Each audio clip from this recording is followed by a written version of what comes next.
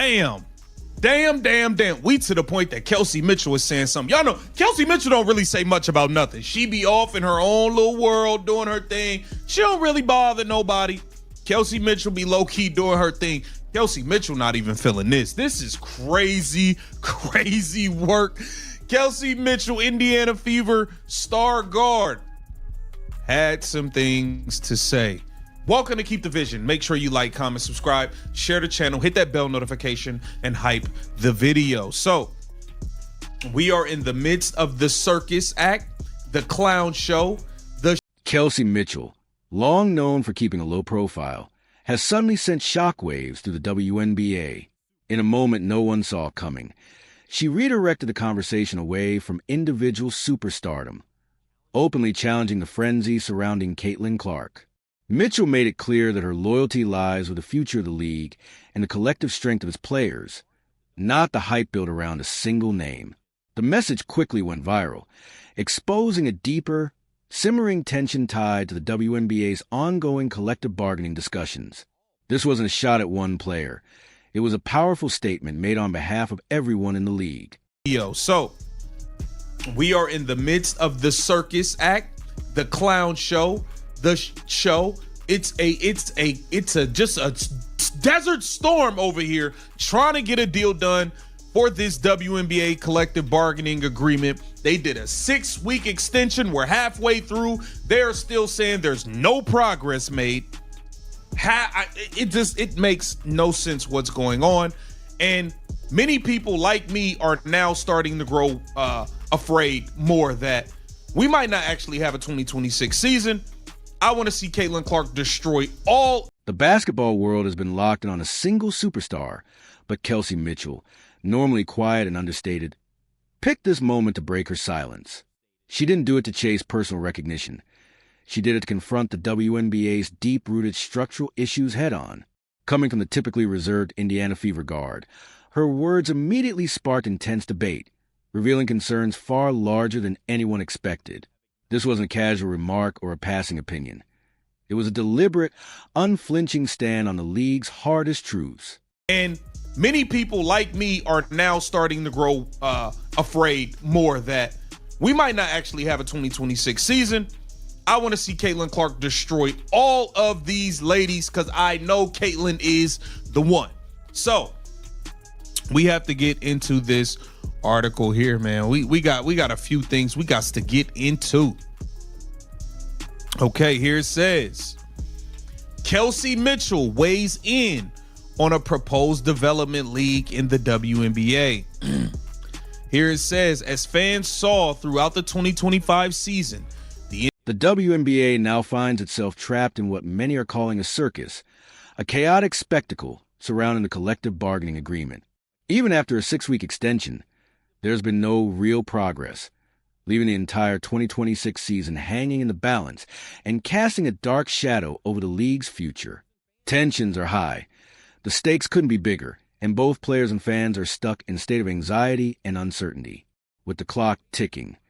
The situation feels increasingly unstable and dangerously close to spiraling out of control. Development league in the WNBA.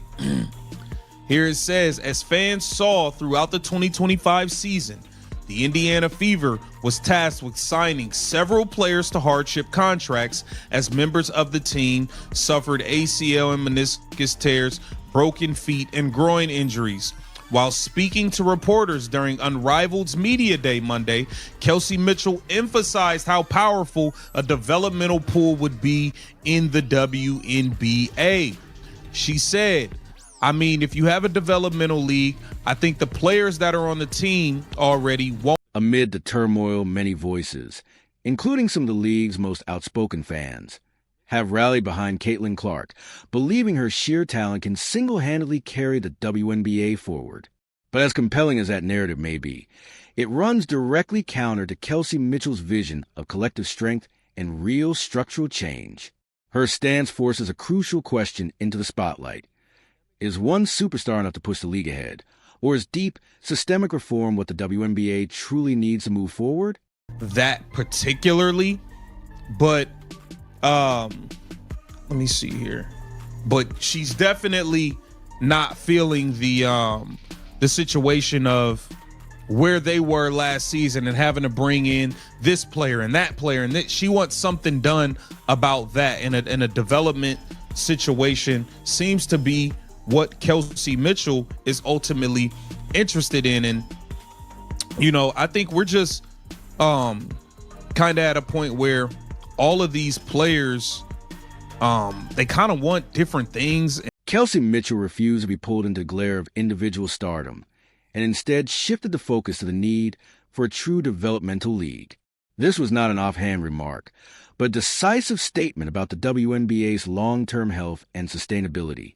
Her position stood in sharp contrast to the media frenzy surrounding Caitlin Clark, clearly signaling where her priorities lie, building lasting infrastructure rather than chasing short-term hype. It was a bold, unapologetic challenge to the league's current direction. These players, they kind of want different things, and I don't know if everybody's truly on the same page like they be saying, because I keep seeing different players talking about different things that they want. You know what I mean? A few quotes from today. Kelsey Mitchell on her health. She said, "I feel great. I think I just had hopefully a once in a lifetime experience. I think I did play to the wheels fall off literally, but I think it was just for the better because of what the season was. I would do it all over again." Kelsey Mitchell on Unrivaled Indiana Fever. She said, "Hats off." Mitchell emphasized the enormous value a developmental league could provide, grounding her argument in firsthand experience. During the 2025 season, the Indiana Fever were forced to rely on multiple hardship contracts after being battered by injuries, ACL and meniscus tears, broken feet, and a growing list of physical setbacks. Living through those challenges gave her perspective real weight, vividly exposing the league's vulnerabilities. She hasn't just observed the struggle, she's endured it, and that reality is what drives her push for meaningful, lasting change. Never ending, man. It's never ending. Latest CBA reports suggest the league and players are nowhere near a deal. As much as everyone involved wants the WNBA collective bargaining negotiations to get ironed out, it sounds like things between the league and the players might be as estranged as they've ever been. According to reports from The Athletic, the league and athletes remain locked in a serious disagreement when it comes to what percentage of revenue sharing is justified. Players have asked for more than double the share of revenue the league has so far offered. Mitchell explained that a true developmental league would ease the strain on teams by reducing the constant worry of losing teammates. This isn't simply about adding new talent. It's about protecting existing rosters, preserving stability, and maintaining team cohesion through inevitable challenges. Her remarks served as a clear call for proactive, long-term solutions, standing in sharp contrast to the temporary fixes the league currently relies on. From The Athletic, the league and athletes remain locked in a serious disagreement when it comes to what percentage of revenue sharing is justified. Players have asked for more than double the share of revenue the league has so far offered. I mean, this is just crazy, man. This is crazy, man. The outlet also noted WNBPA previously proposed a deal that would have given the players approximately 30% of league and team revenue. The league countered with an offer that would give players less than 15% of the total revenue inside the WNBA union's latest proposal. Mitchell went further by outlining a clear vision for a true developmental pool, one that allows emerging players to grow alongside the regular season roster rather than existing as a disconnected side league. In her view, developmental means a coordinated system that nurtures talent, protects team chemistry, and ensures smooth transitions when injuries or roster disruptions occur.